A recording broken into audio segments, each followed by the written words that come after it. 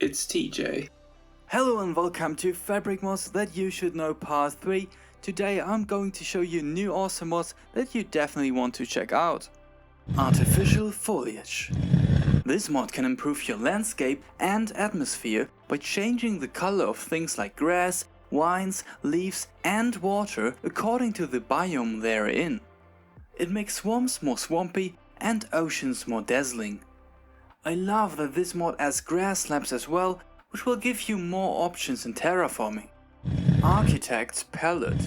This mod is a fabric port of the Forge mod Architect's Palette that adds more blocks to the game and allows builders to add more variations to their structures.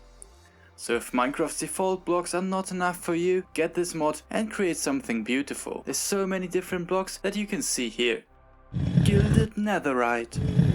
Minecraft has this interesting mechanic that piglins are not attacking you when you're wearing any piece of gold armor. However, gold armor has low durability and doesn't offer the best protection. So if you expect some trouble in the nether, you might want to have something more protective. The mod Gilded Netherite adds 2 new sets of armor. It can be crafted out of netherite armor on the smithing table. If you add a gold ingot to it, you get a gilded set that gives you permanent fire resistance, and if you add a golden pork chop, you will get a plated set that will prevent piglins from attacking you without a reason. Enchantments.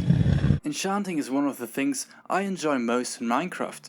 The mod Enchantments brings it to the next level by adding a lot of new enchantments. Some will help you gather resources faster, like the timber enchantment that lets you destroy entire trees at once.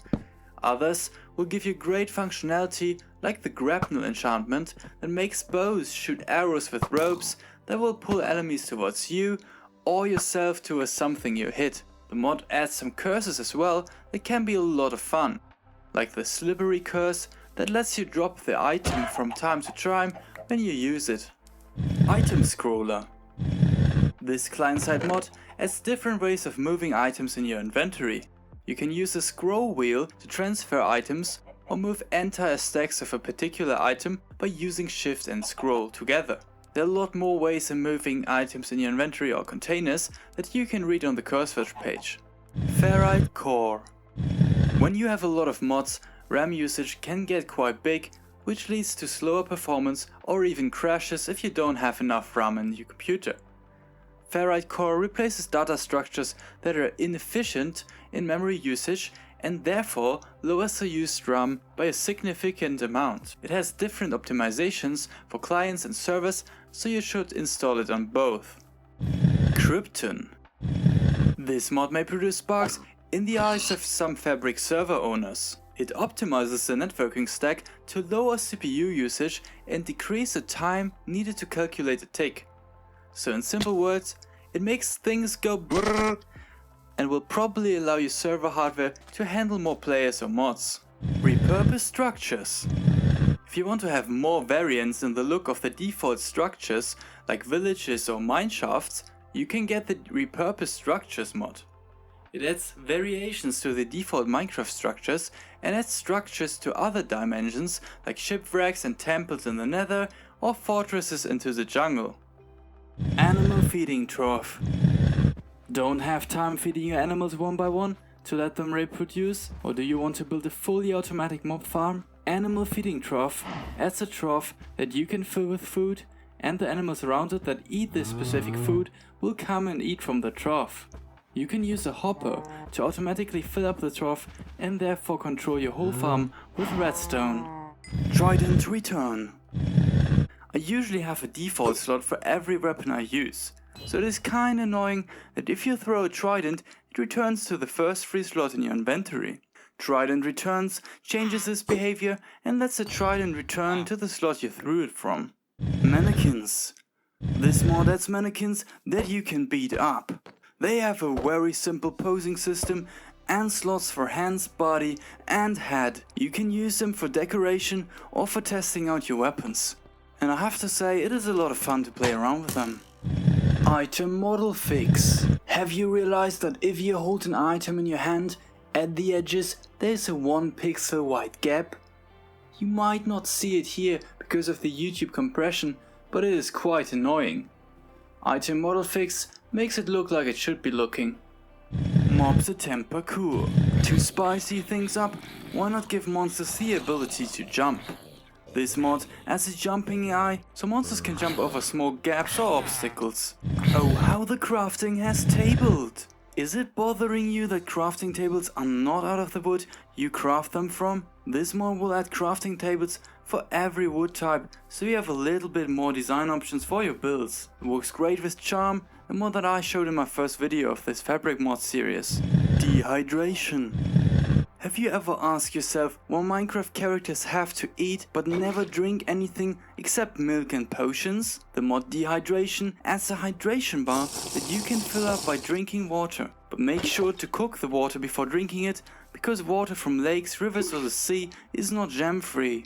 If this mod seems too hard for you, you can install the mod Mottchen's Puddles, a mod that spawns small puddles when it rains. You can fill your water bottles in those puddles, but I would question the hygiene of that. Enviroment Z. A great addition to Dehydration that makes surviving even harder is the Enviroment Z mod. Now you need to be careful of the weather and make sure you're not freezing to death or that your armor is not heated up by the sun. This makes campfires a lot cooler, and the mod brings some insulation upgrades with it.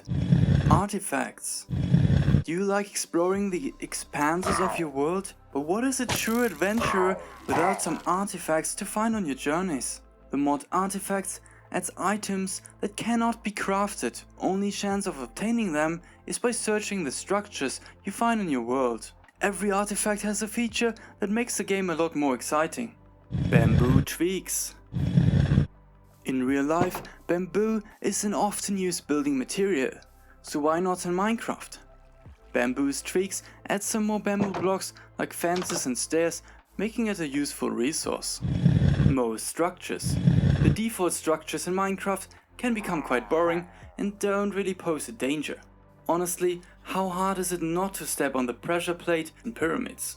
Most structures focuses on adding more structures that are interesting to explore and loot. Every structure has a background story and gives you a more depth experience.